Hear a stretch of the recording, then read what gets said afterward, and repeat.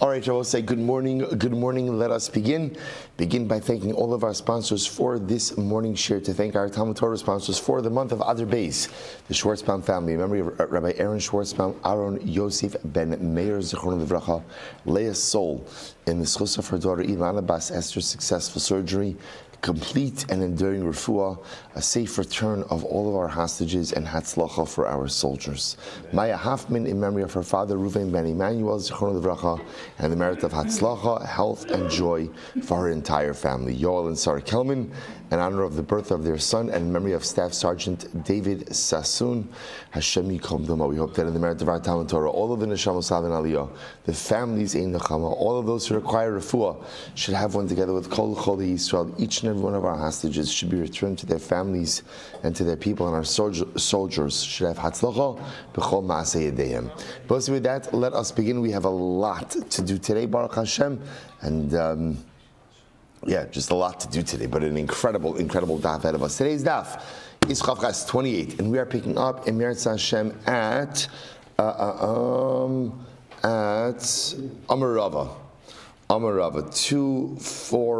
2, 4, 6, 8, 10, 11 lines are from the bottom. Amarava. Im tim silam ar simanon lav daraisa, hechi majin navedasa b'simanon. So most of you remember again, we are in the midst of a raging machlokes. What's the raging machlokes? Our simanim da'oraisa d'Rabbanan. Here's what we know. We've been operating since we entered into this beautiful paragraph of Metzia. We've been operating with the idea that obviously I lose an object, I go ahead, right? I lose an object, Reuven finds the object, I give Reuven a siman, and I get my object back. So we know that the providing of a siman ultimately works in order to allow for the restoration, for the giving back of an object. The shaila is, are simanim effective midrabanan or are simanim effective midaraisa? Now, let's remember again, the Gemara said, who cares? I mean, the Gemara didn't say who cares, but you understand, it's a loose interpretation, right? Who cares? The Gemara says it matters a lot. Why? Because it depends what type. David, that's a huge mechayiv, having eitan at your table, no? Mamish, keeps you honest, having a lot of innocence. I feel that's been restored to that neighborhood over here. All right, so the Gemara says as follows. So the Gemara says, what does it matter? It matters as to when you could go ahead and use simanim, right? If simanim are just Rabbanon, then perhaps again they will work in areas of mamon, of monetary matters, but they won't necessarily work in situations of Isser. Okay, so now that's a whole conversation. So Rav says like this: Imtim slamar simanim lav daraisa. If you hold that simanim are not daraisa, heichi majinan avedasa b'simanin. So Rav says, let's get back to basics. If simanim are not daraisa, then how could simanim be used to give back a lost object? I was going to say, so I go ahead and I lose an object. I go over to Reuven, right? Reuven goes in and announces he found something. I go over to Reuven, I give a siman. Reuven gives it back to me.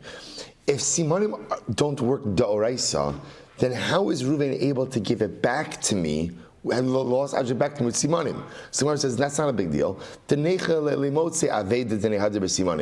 Actually, it's in Reuven the finders, right? It's in Reuven's best interest. And I will say, now what's driving Rava's question? I lose an object, right? Or I should say it differently. Reuven finds an object. He announces the object, right? Because we'll talk about this in just a little bit. He says he found a cloak. I go over. I say, the cloak, it has a hole on the right-hand corner of the object. I give some type of siman mufak. Reuven gives it back to me. If simanim are not deoraisa, then how is Reuven able to give the object back to me? After all, I will say, it's possible that what? I'm not the owner of the object. Maybe I happen to know the owner of the object. I saw the siman in the object, right? Shimon really owns it, but I know Shimon. Shimon is my neighbor. I saw that there's a hole in the right corner over there. I give this siman, I'm getting back the object. See, if you hold that siman madaraisa, then no, the Torah believes that whoever could furnish a siman is believed to be the owner. But if simanim are not daraisa, then how could Reuven give me back an object through a siman, and maybe I'm not the owner? In which case, Reuven is giving me property that I don't own through a mechanism that is not biblically sanctioned. So what's the pshat? To which the Gemara says, no. it's Ruvain's interest. It's in Ruvain's best interest. Mark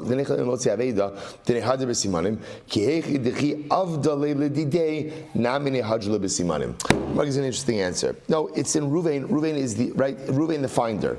It's in Ruvain's best interest to give me back the object once I furnish simanim. Why? Because this way, in the future, if Ruvain loses something, he'll be able to get his object back with simanim. Interesting argument, right?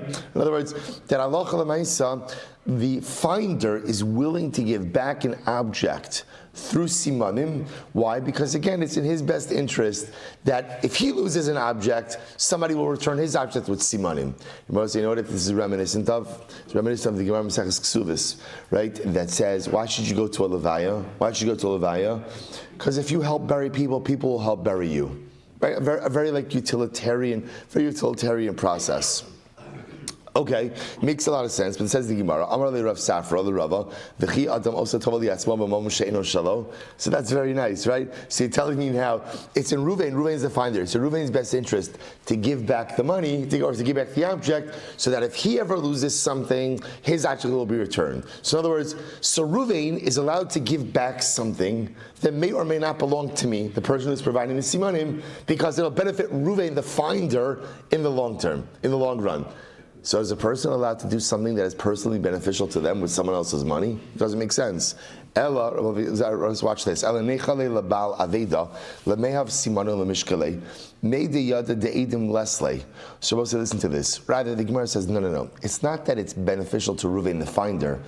It's beneficial to the owner of the object who lost his object to be able to reclaim his object with simanim. Why?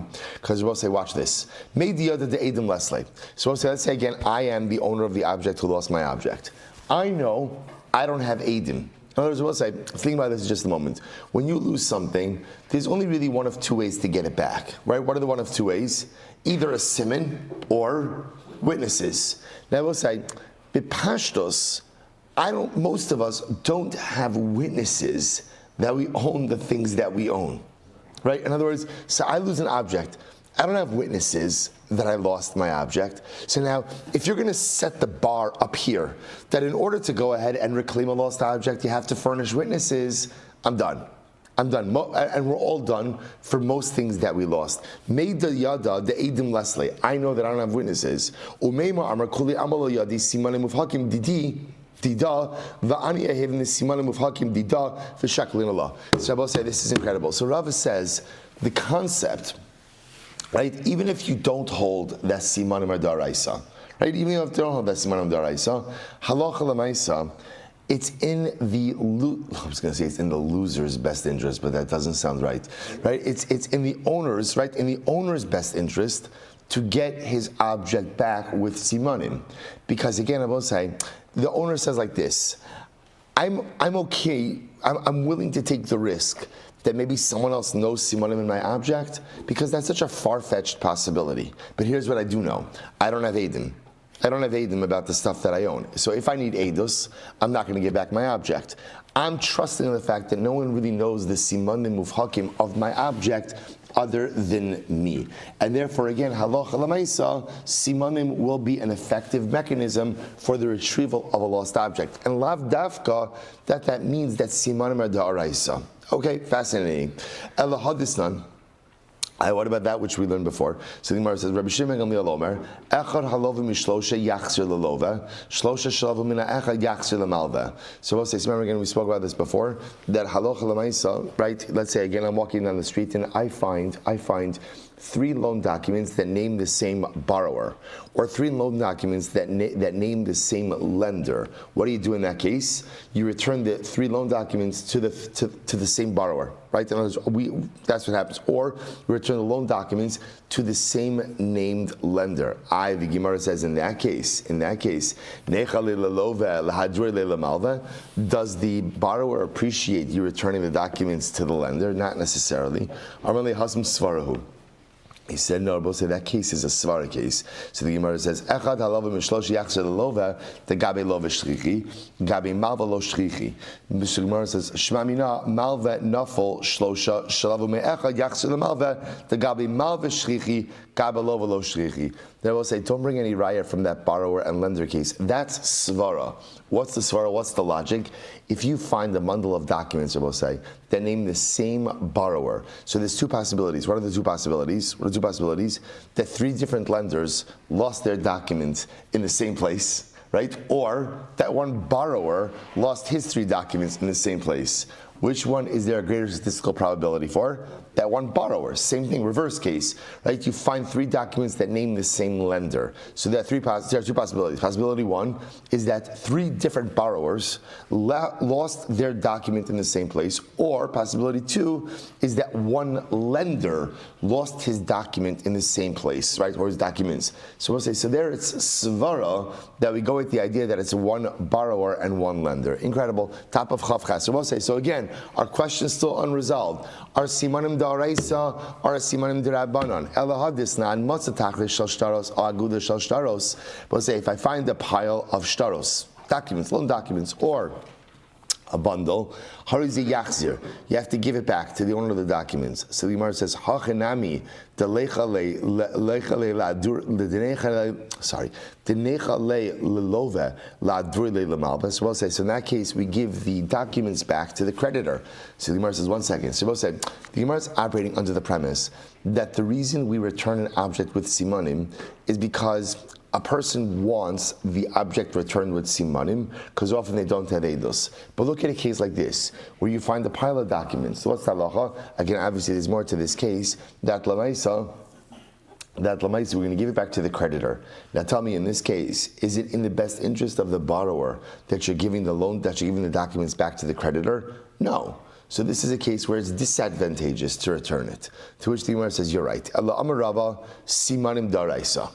Rava says you're right. The concept of returning a lost object with simanim has nothing to do with who it is beneficial for, right? Nothing to do with that. So the Gemara says, rather Rava says, simanim are daraisa. Simanim are daraisa. Tichsev v'haya imcha ad rosh achicha oso. So the pasuk says that ultimately the object will remain with your brother until he seeks it out. Until he seeks it out. Rose says, quote in the Mishnah, but would I ever think that I'm going to give back an object to my brother before he seeks it out? Right? In other words, would there be a concept of a proactive returning of an object? Now, the truth is, there could be a concept of a proactive returning of an object. When is that? When you explicitly know who the owner is. Right? I know that this is Ruvain's object, so of course I don't have to wait for Ruvain to come to me. I can give it back to him. That's Hashavas Aveda. So the Gemara says, Ela darshehu im ramaihu o eno ramai. So Rabbi say, so rather, what does the pasuk teach? What does it mean adro shachicha? So this is fascinating. Rabbi say, adro shachicha doesn't mean only give back the object when your brother asks you for it. That's kind of obvious. Rather, what it means is dro shachicha means investigate the person claiming the object, right? If I find something and I announce it, someone claims, says, "Hey, that's my item." Fine, investigate him. Investigate the claim. How do you do that? So the Gemara says, so the Gemara says, so how do you do that? How do you investigate? Right? So I find an object, I announce it. Reuven shows up and says, "Hey, that's my object." Shabbos says, the Torah says, investigate the claim. How do you investigate the claim? Simanim, right? So we'll say, so what do you see from here? Shema Mina, the Gemara says, you see from here that halacha l'maisa, simanim are da'oraisa. Simanim are da'oraisa, and the request for a siman before you return an object, that is the way that the finder investigate the veracity of the claim of Reuven who's showing up. So Rabbi says, so it appears that right now the Gemara has come to the conclusion that simanim are in fact right. So we'll say, it's such a fascinating thing and such an incredible metaphor for life as well, which is, you would think that on one hand, I find an object, I announce it, Reuven shows up, he says, it's mine. Why not trust? Why not trust? Because it will say, as a wise man once said, right? Trust but verify, right? So, in other words, that at the end of the day, the way life works is you have to assume, right? Is that the way it goes? Trust but verify. Reagan. Yeah, right. Reagan, right? So let's say, so Lamaisa, you have to have a sense of trust in people. In other words, there are some people who walk around in life feeling that every single person has an angle and is out to get them, right? In other words, everyone always has an agenda. So the truth is, everyone always does have an agenda, but that doesn't mean that they're out to give it to me, right? In other words, yeah, we all have an agenda. That's the way it works in life. But lav dafka, that my agenda puts you at a disadvantage. So it's this interesting idea that on one hand, you have to trust people, but you also have to verify. You also have to verify. You also write, in other words, so I find an object, I announce it, Reuven shows up, and Reuven looks like such a nice, adel guy. Okay, what's the simon? What's the simon? It's this very fine dynamic in our interpersonal relationships. Know how to trust people, but at the same time also recognize that unfortunately dishonesty does exist. So protect yourself against that in some way as well. Incredible. Let's go back there. Amar Rava, imtim simanim daraisa. So Rava says, if you want to say it's simanim daraisa, so Rava says imtim silomar hapashad le simanim daraisa. So what do you mean if you want to say simanim daraisa? We just proved that simanim are daraisa. Mishum de'ika lemimar kiddushanina. And the Gemara says, no, because also remember again, we had this drasha before. And the Gemara wanted to suggest that maybe you really need edim. Rather, simanim v'simanim. So fine. So I'll say, so now, bottom line is, here's the great news. It is only about 15 minutes into Shir, and Baruch Hashem, we have established a major nugget of halacha l'maisa, which is, simanim are daraisa. Where do you learn out? This is what I want you to know from today's daf, in addition to 15 other things, which we'll get to. But number one, simanim are da'oraisa. Simanim are biblical. Where do you know that simanim are da'oraisa? Ad derosh achicha. That phrase that we interpret as always meaning, right? Hold on to the object until your friend seeks it out. The Gemara says that's obvious. No. What it means is hold on to the object, ad derosh achicha, until you investigate the claim of your brother. How do you investigate the claim of the guy showing up, claiming that the object is his? You ask him for a simon. And I will say again, as we've established also, it's not just any simon, but it's what we call a simon mufhak. A simon mufhak. It's got to be something significant that really only the owner would know. Right? So a guy comes up and says, oh, I lost a pair of tzitzis. And he says, yeah, it has strings on four corners. Right? You're like, okay, shkaya, thank you. Take a hike, buddy. Right? So I mean, you don't have to say it like that, but you understand. Right? So the idea is it's got to be a siman mufak, something unique in the object that only the owner would know. Good. I will say some really interesting cases here. Simanim v'simanim. So I will say, watch this. This is exciting. I'm walking down the street. I find an object. Let's just call it a cloak, because that's the Gemara uses, cloak. Fine. We'll say what happens. Two guys, and I announce it. And we're going to see about say, by the way, remember we had the machlokes about when you find an object, what do you announce? Do you just announce, I found an object, or do you announce the object? We're going to say the Rambam paskins that you announce the object. I found a cloak. And now that's all you say. I found the cloak. Watch this. Reuven and Shimon show up. And they both provide simanim. Incredible, right? Simanim v'simanim. So I'll say what happens there. Simanim v'simanim, yaniach. So I'll say in that case, I can't give the object to either of them. So what do? I leave it until Eliyahu Hanavi comes. Now both say, now the truth is, from the finder's perspective, that's not good. Why? Because now that means I am literally responsible to watch that object until Mashiach comes, right? Which, okay, that's sometimes what you have to do. But Lamaisa again, so in this case, Reuven and Shimon are both showing up and giving a simon. So halacha Lamaisa again, I can't give it to either of them. Yaniach, hold on to it until Eliyahu comes. Next, simanim ve'edim. Ooh, interesting. So I'll say it's again all the same case. I find the cloak. I announce I found the cloak. Reuven and Shimon shows up. Reuven shows up and he gives a simon. Right? Shimon shows up and he brings edim that the object is his. So what's halacha? Yinasin labala edim. So I'll say, so in that case, edim wins over simon. Edim wins over simon, give the object to Shimon. Next, simanim v'simanim ve'ed. Interesting, right? Same case, but Reuven shows up. Reuven has simanim. Shimon shows up, and Shimon has simanim and one witness. So what's the halacha? Eid echad kamandale seidami v'yaniach. So we'll say, so again, in this case, eid echad means nothing, and this is a case of simanim versus simanim. And what do you do in simanim versus simanim? What do you do? You leave it until Eliyahu Navi comes. Next, we'll say, first wide line. Eid arika ve'eid nefila. Oh, interesting. Reuven shows up, and Reuven has witnesses that he wove the cloak. And Shimon has witnesses that he dropped the cloak. So who gets it? So the Gemara says, "Tinasin le'edin nefila." You give it to Shimon, who has the witnesses that he dropped it. Why? Da'amrinan zabune zabno umeinish achrina nafal. I will say, having proof that you wove it is not necessarily proof of ownership. Why? I will say, right? Edus that you wove it. What does that tell you? That Reuven made it. But it's also that Reuven made it, and what did he do? He sold it. In other words, having witnesses that you wove it is not proof of ownership, versus having witnesses that you dropped it indicates that in fact you did own it. Midas arko, midas rachbo. Watch this. Reuven shows up and Reuven gives the length and Shimon gives the width. So whose simon is stronger? So the Gemara says, Tinasin midas arko. So you give it ultimately again to Reuven, who has the length. Why? The midas rachbo shauri kameshayerle kad nichsi beimara v'kai midas akolo mishtarele. So this is interesting. So apparently, it's easier to eyeball the width of an object than it is the length. So we'll say, if you can imagine this, like I was thinking about this, like with a scarf or like with a cloak. So again, you could identify the thickness of it just by eyeballing it, or at least some people could do that.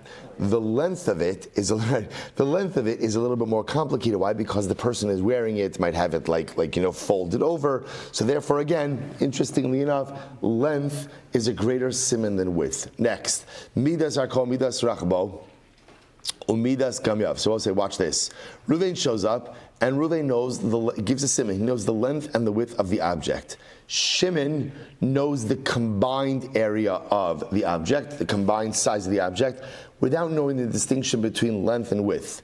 Who gets it? Yinasi midas arko v'rachbo. So we'll say in that case, Reuven gets it because knowing the independent length and width is greater than knowing the total area of the garment. Midas arko, midas rachbo, midas mishkalosav. Interesting. Reuven shows up and Reuven gives the length and the width of the garment. Shimon shows up and Shimon gives the weight of the garment. Who gets it? Yinasi midas mishkalosav. Weight is a greater siman than length and width. Who omer simani I get? Vi omer simani. What's another case? I'm walking down the street. I find the get, the document, right? It says that Reuven divorced Rachel. I announce, I found the get. Who shows up? Reuven and Rachel. Reuven gives a siman, Rachel gives a siman. Who do I give the get back to? So the Gemara says, Yinasin law. Ultimately, again, you give the get back to Rachel. Why? The Gemara said, "B'may." So, what kind of siman is Rachel giving? So, we'll say if Rachel is giving the length or the width,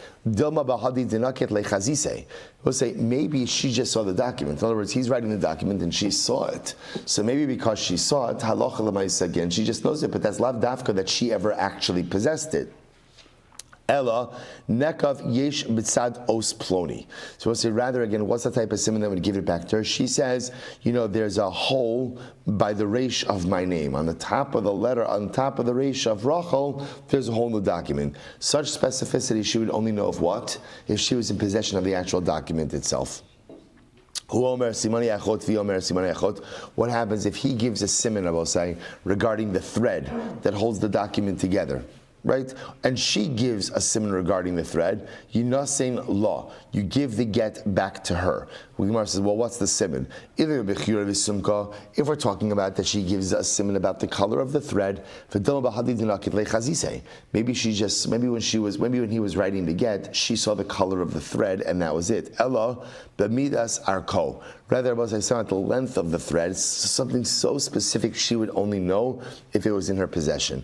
Hu omer v'chafisa, v'yomeres b'chafisa. We'll say, let's say again, so same case, I'm walking down the street, I find the get, I announce I find the get, Reuven and Rachel both show up claiming that it is theirs, right? And independently, they both give the same siman. He says, the get was contained in a leather bag. Okay, she says the get was contained in another bag. Obviously, they're not saying this in front of each other.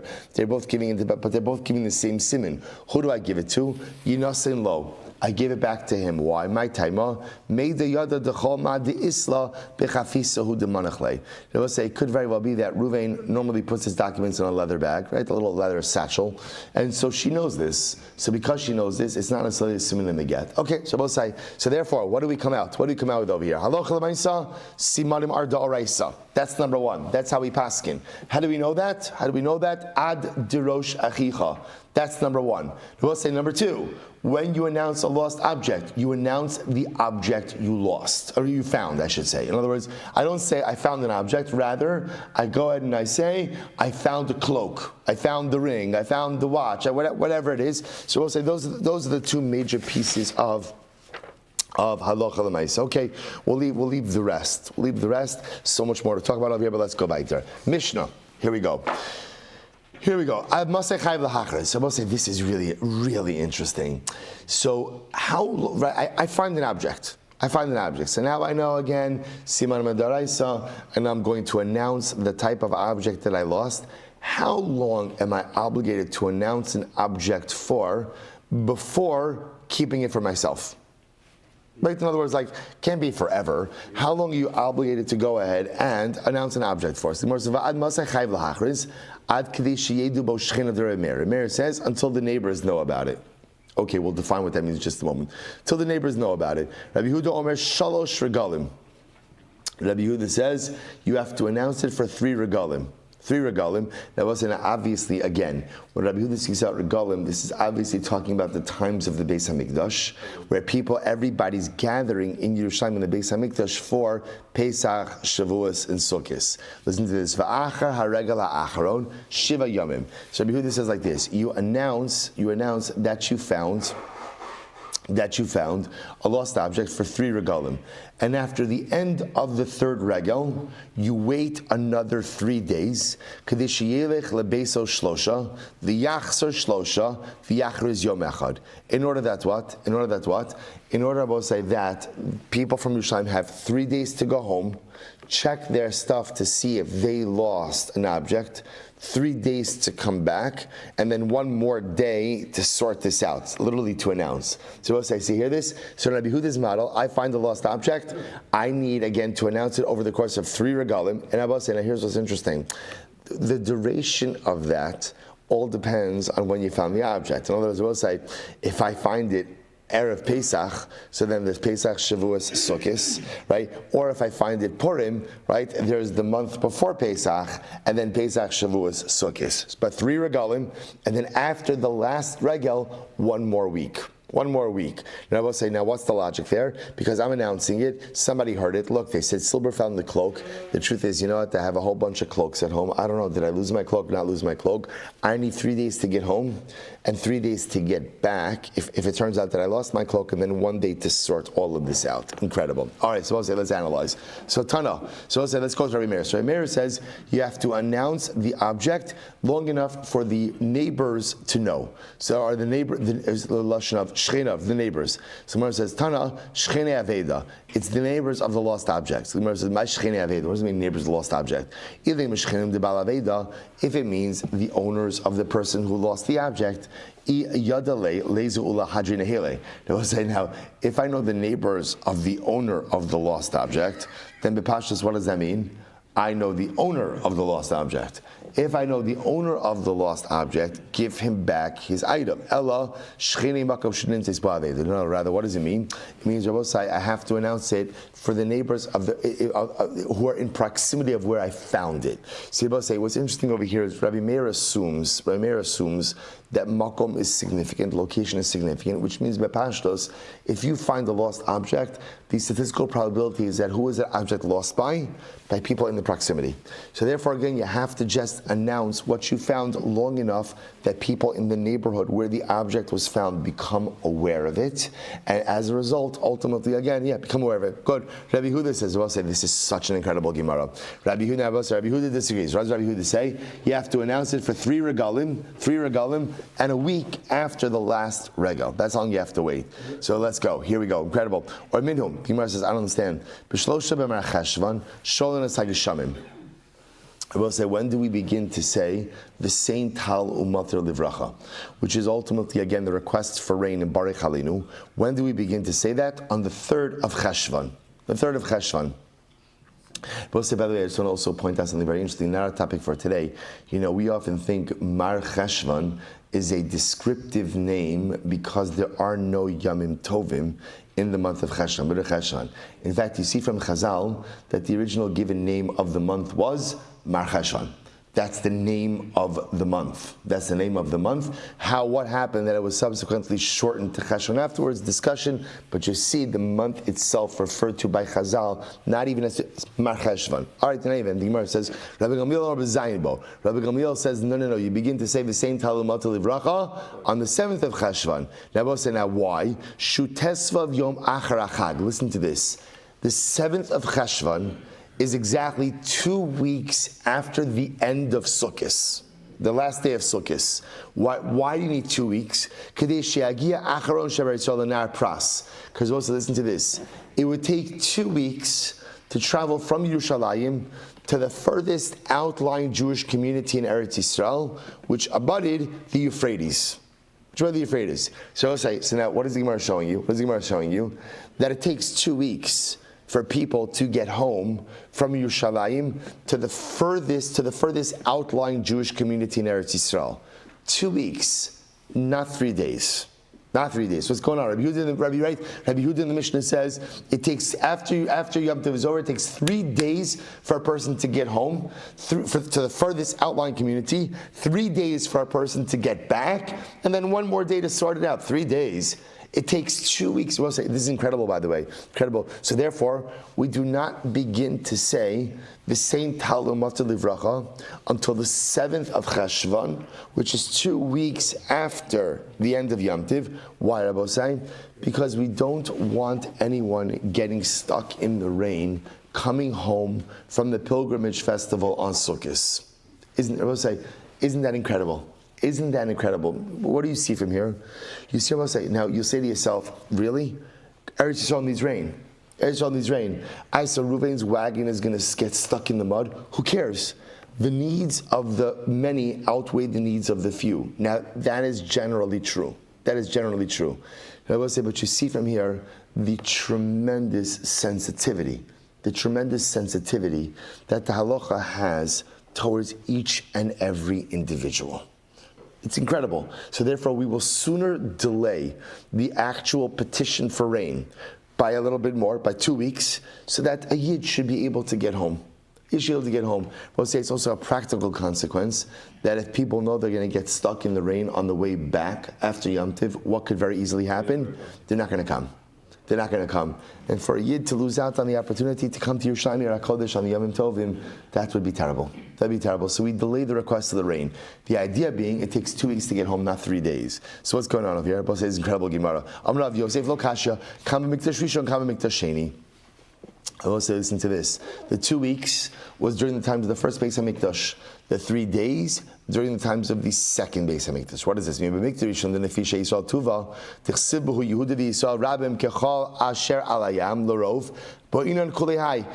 times of the first Beis HaMikdash, where Baruch Hashem, Klal Yisrael was numerous like the sand by the ocean, so there were many more communities, and it took 2 weeks for a person in the outermost community to get out from Yerushalayim. But Mikdash Sheni delo nefishe Yisrael tuva dechsiv kol hakahal ke'echad arba ravo alofim shvami osashishim lo ba'ina koli hai.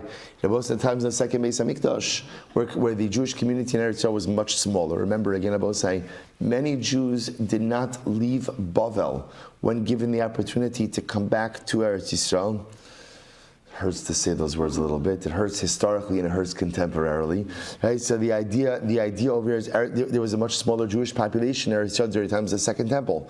So because of that, again, it only took 3 days to get back to the outermost community.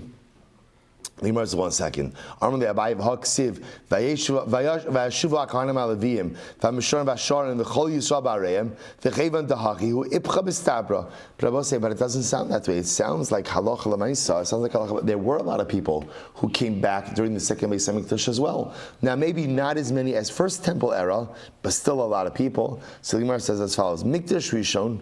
The nefishe Yisrael tuva, the mitzvahs alma, u'mishtachachi shayarte the azli bin bima bin balayla, lo bin ekolai. Furthermore, the Gemara says the truth is your logic should be just the opposite. Just the opposite. If during the times of the first Beis Hamikdash there were so many people, but if there were so many people, what does that mean? What does that mean? That there must have been better transportation. That there are caravans that are traveling by day and by night. If there are caravans traveling by day and by night, then what Rabbi say? Then what should that mean? That should mean that it should take less time to get home, and therefore, again, 3 days should have been enough to get to the furthest far-flung community. Mikdash Sheni. The lo nefishe Yisrael tuva, but in terms of the second Beis Hamikdash, where perhaps again there wasn't as great of a Jewish population, right? But then you should have required 2 weeks. So in the second Beis Hamikdash, where again there weren't as many people, which means that halacha l'maisa again, the transportation was not as good, it would take 2 weeks to get home. So what's going on? So Rava Amar lo shna mikdash rishon lo shna mikdash sheni lo hitrichu rabbanon ba'aveda yoser midai. So Rava says it's apples and oranges. You're right. It would have taken 2 weeks probably to get home, right? To get home. First place is just take a Beis Hamikdash, but two separate halachas. In general, when it comes to V'sein Talamat Livracha, Chazal didn't institute it until the 7th of Mar Cheshvan. I will say, by the way, that's halacha l'maisa right in Eretz Yisrael. They begin to say V'sein Talamat Livracha on the 7th of Cheshvan. Why? Because during the times of the Beis Hamikdash, and during the times of the third Beis Hamikdash, we want to give people time to get home without getting stuck in the rain.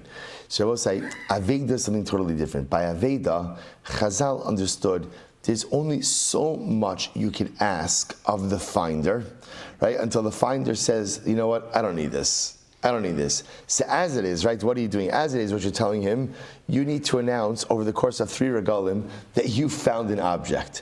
After that third regal, finder is about done. He's about done. So what do we tell? So we'll say now you're going to lop on another 2 weeks to that, or add on another 2 weeks to that. You can't do that. So instead, what we say is 7 days. 7 days, 3 days to get home, 3 days to get back. So essentially, Rava says Chazal just relaxed the standards a little bit for the finder. Incredible. Amar Ravina, Shmamina, Ki Machriz Glima Machriz. So Ravina says, by the way, what do you see from here? That when you find an object and you announce it, what do you announce? You announce, I found a cloak. Your announcement is item specific. So we'll say, because again, if you're only announcing, I found the lost object, then you'd have to add on another day to the 7. Why? Because then a person needs 3 days to get home, 1 day to take inventory of all their stuff. Did I lose something? Another 3 days to get back, and then 1 day to sort this out. It would be 8 days instead of 7. So we'll say, rather, what do you see from here? We already established this before, that when the finder finds the object and he announces it, the announcement itself is item specific. So the Rava Lishitaso says, maybe not. Maybe the announcement is generic. It takes a person more time to take inventory of all their stuff. Okay, Chazal relaxed the obligation vis-a-vis the finder. Tan Rabbanon, Regal Rishon, Omer Regal Rishon, Regal Sheni, Omer Regal Sheni, Regal Shlishi, Omer Stam.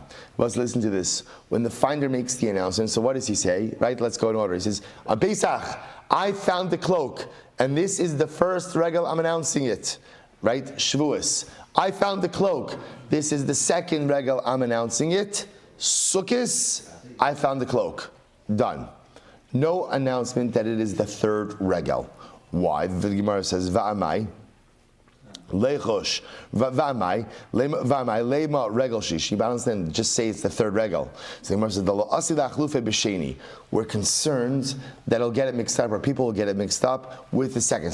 He said shlishi. Someone heard sheni, so they think they have more time. This way, if he doesn't say anything, everyone knows that's what? That it's the third regel. And we'll say again. Remember, there's an urgency in the third regel. Why is there urgency in the third regel? Right? Because again, remember, this is the last one, and then 7 days afterwards. We'll also try this, Mr. Haskell.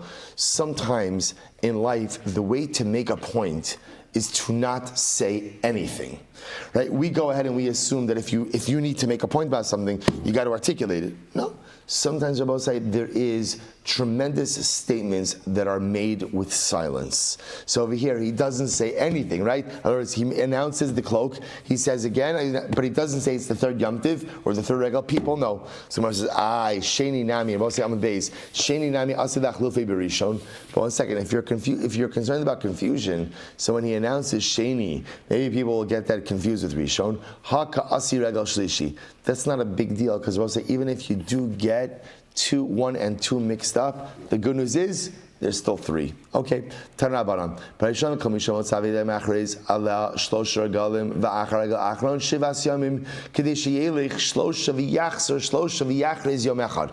So we'll say in the beginning. Now, what does in the beginning mean? During the times of the Beis Hamikdash. During the times of the Beis Hamikdash, what would happen? A person would go ahead and go through the model that we saw of Rabbi Huda in the Mishnah, namely that Allah might announce it for 3 regalim, and then after the last regal, another week, 3 days to get home, 3 days to get back, 1 day to sort this out. Mishecharav Beis Hamikdash. When the Beis Hamikdash was destroyed, Sheyivane b'mheira b'yameinu, and may it be rebuilt speedily in our days. Amen v'amen.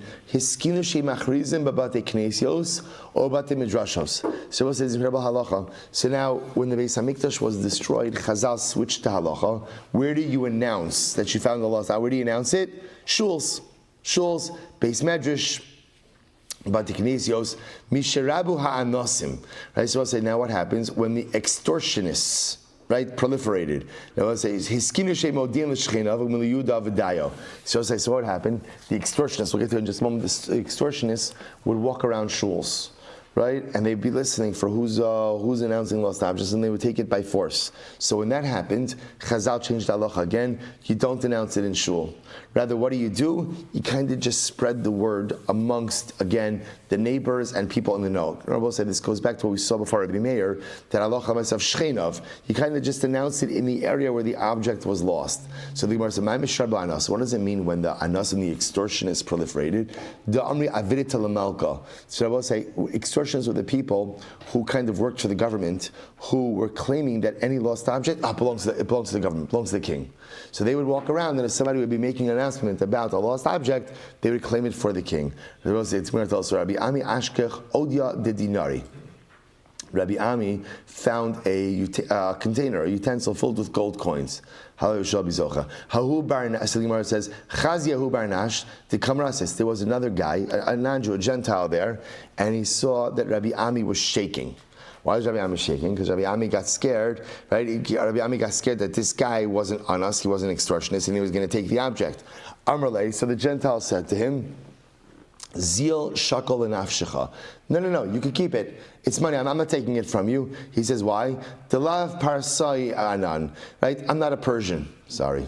Right, sorry. I'm not a Persian. Right? I'm not a Persian. So the Gemara says, Amri avida telemalka. So we'll say, here's what's interesting. So apparently, it was the Persians who would claim everything for the monarchy. So apparently the Romans didn't do this.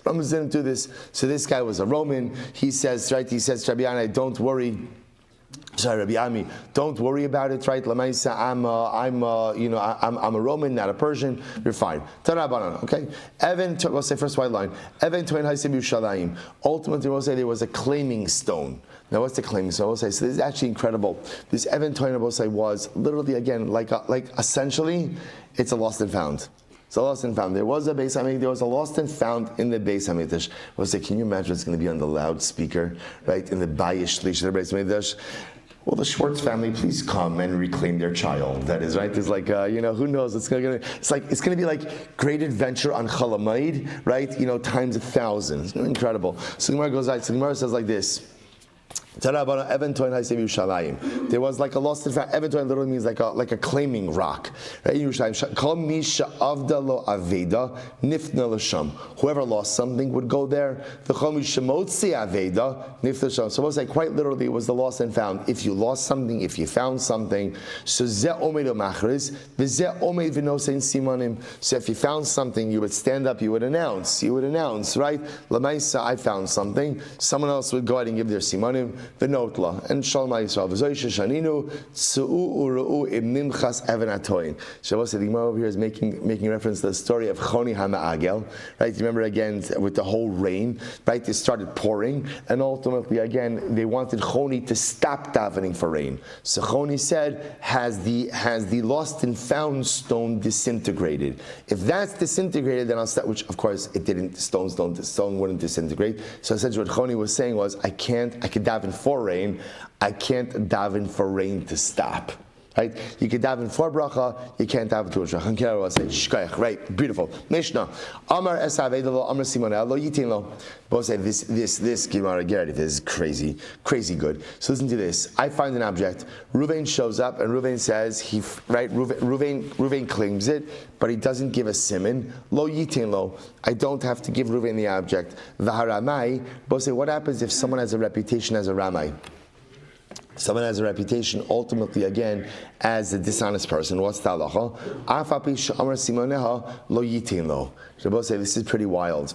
If Ruvain has a reputation as a ramai, even though Ruvain gives me a siman, I don't give him back the object. Shene'emar adrosh achicha oso. Both says the pasuk was the same Joshua we saw before, right? You hold on to the object until your brother seeks it out from you. Ad shetidrosh es achicha im ramai hu im eno ramai. So we darshan it to mean I have to investigate: is my friend honest or not honest? So we'll say, by the way, do you hear what the Mishnah is saying? Hear what the Mishnah is saying? That Allah Chalamayse, if Ruvain is known to be a ramai, even if he gives simanim, I don't give it back to him. I will say, what a tremendous Musar Haskell, which is, I will say, that sometimes we create identities for ourselves, and those identities almost create a reality independent of ourselves. Reuven has dug such a hole for himself, right? He's self-identified as a Rama as a result of his actions, that even though now he gives a siman, we don't trust him. More about that in the Gemara. Let's see. Itmar, Rav Yehuda Amar Vidita Machris, Rav Nachman Amar Glima Machris. Well, see, this is Machlokes you had before. When I find an object, what am I announcing? Rav Yehuda says you make an item-specific announcement. Rav Yehuda says you make a generic announcement. I found a lost object. Rav Nachman says no, you make an item-specific announcement. Rav Yehuda Amar Vidita Machris. Rav Yehuda says you just make a generic announcement. Di'i Amrit Glima Machris Cheshin al-Ramai. Rabbi Yehuda is concerned about, say, that's what? Rabbi Yehuda is concerned that Allah Chalamaysa, if you make an item-specific announcement, then what? It opens you up to unscrupulous individuals. Right? So the Gemara says, Rav Nachman says, no. If I'm just announcing Galima, remember again, Reuven who shows up still has to give me a siman mufhak. So if you have to give a siman mufhak, that's enough of a mechanism to ensure that no one is falsely claiming it. The imkain aim davar sof. Because we'll say, if you're going to be choshesh that a Ramai has a siman mufhak, then there's no end to this. There's no end to this. So Tanan, Amar es Havei develo Amar es Simoneha harizelo yitin. So we'll say, what did the Mishnah say? Right? If Reuven shows up and Reuven just goes ahead and says, yes, I lost the cloak, but he doesn't give simanim, I don't give it to Reuven. Now, so we'll say, if you say that when I make the announcement, just make a generic announcement, so we'll say, the Mishnah is going to teach me, I make an announcement, right? I found an object. Reuven shows up and says, oh, it was a cloak, right? I went ahead and I lost the cloak. So then it makes sense to say that even though Reuven identified the object, if he can't give a siman, I don't give it back to him. But if you say that halacha lemaisa, you make an item-specific announcement. So how does this work? Amar ihu glima, va'amar ihu glima, tzricha lemeimar kilo amar simana lemadrin. So if I'm making an item-specific announcement, I say, I announced, I found the cloak. So now what is the Mishnah teaching me? Reuven shows up, and what does Reuven say? Oh, I lost the cloak. So you never have one of those conversations with people where, like, you're just looking at each other and no one understands what's happening over here, right? So I announced that I lost the cloak. Reuven shows up and says, hey, Reuven here, right? I lost the cloak. Yeah, I know. I just said I found the cloak, right? So you saying you lost the cloak doesn't. So the Mishnah has to tell me that I don't give it back to him. That's obvious. The Safra says no. Really? We'll say when announcing an object, you make an item-specific announcement. The Gemara says. Right? So Amar Iyu Glima Amar Iyu Simanim. I'm sorry. Amar Safra the Olam Glima Macharis. Amar Iyu Glima Amar Iyu Simanim. So Gemara says, so therefore halacha lemaisa, if I announce the cloak, if the Reuven shows up, if Reuven gives a siman, then I give it back to him. Umay lo Amar Simaneha. What does it mean when it says that Reuven did not go ahead and give a siman? Lo Amar Siman Muvhakin Dida or Dide. So Gemara says, you're right. Halacha lemaisa, the way it works is, Rabbi say, and we already saw this before, that halacha lemaisa, the announcement is an item-specific announcement. So I announce, I found the cloak.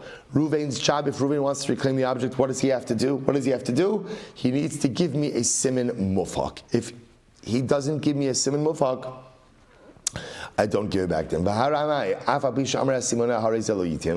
we'll say the Ramai. So this is incredible. We'll say what the Mishnah now introduced me to is when it comes to a Ramai, even if a Ramai gives a siman mufhak, this is incredible, I don't give the object back to him. In the beginning, when someone used to go, we'll stop over here for today.